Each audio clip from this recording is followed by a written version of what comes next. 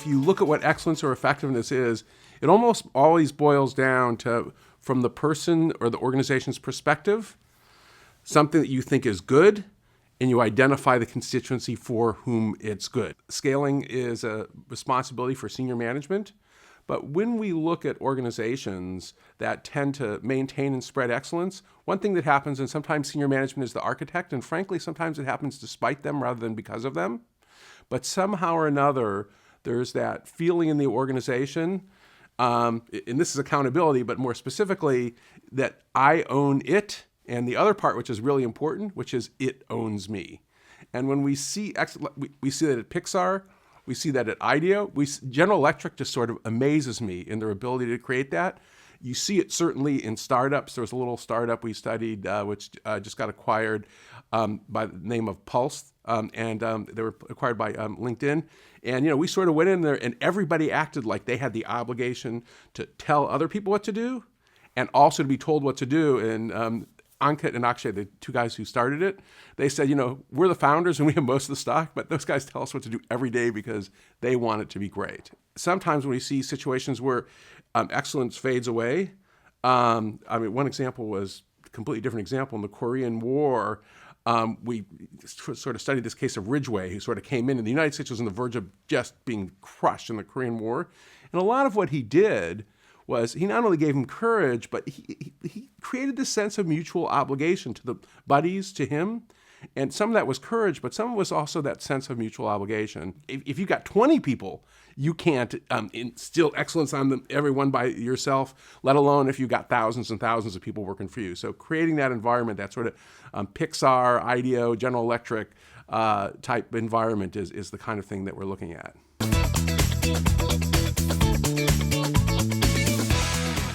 In the book, we call it the Buddhism-Catholicism trade-off.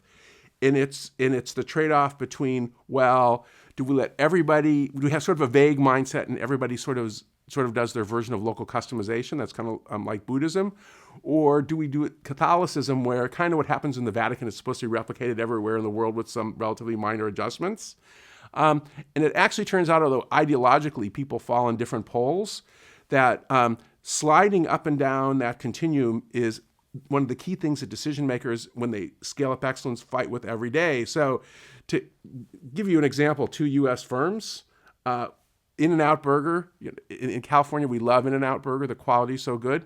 But there's a reason there's only about, I think it's 1,000 In-N-Out Burgers total. And just a few years ago, there was 40. They're all in the United States. They're all the same.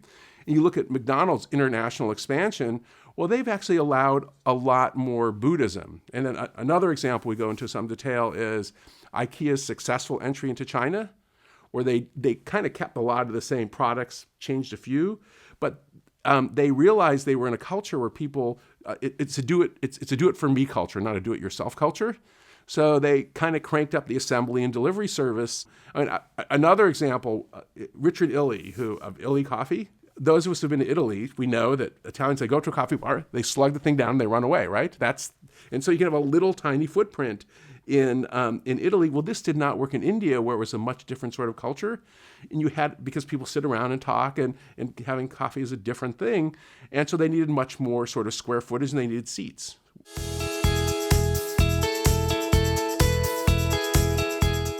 When we see excellence, we cannot find a case where excellence scales immediately, quickly, and easily.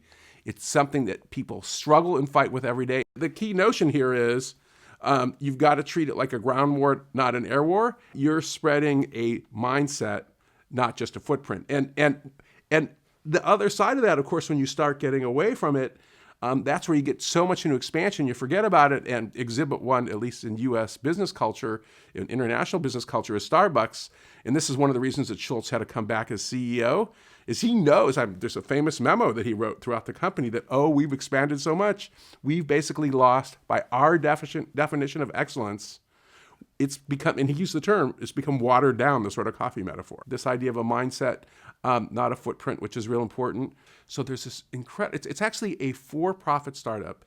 It's called Bridge International Academies. They charge $5 per student, which is, and in their model is Starbucks, that they're going to have, and they're actually more standardized than Starbucks, I would actually say, incredibly standardized schools. And the concept is that you're from a poor family in Africa. You send your child to the school. You pay by cell phone. And the way it works is they hire these teachers who teach in a very rigid, regimented way.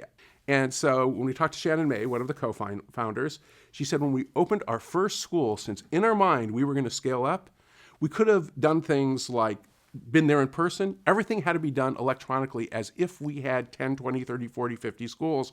Now, we just talked to them last week, 150 schools. They're actually the largest private school system in all of Africa.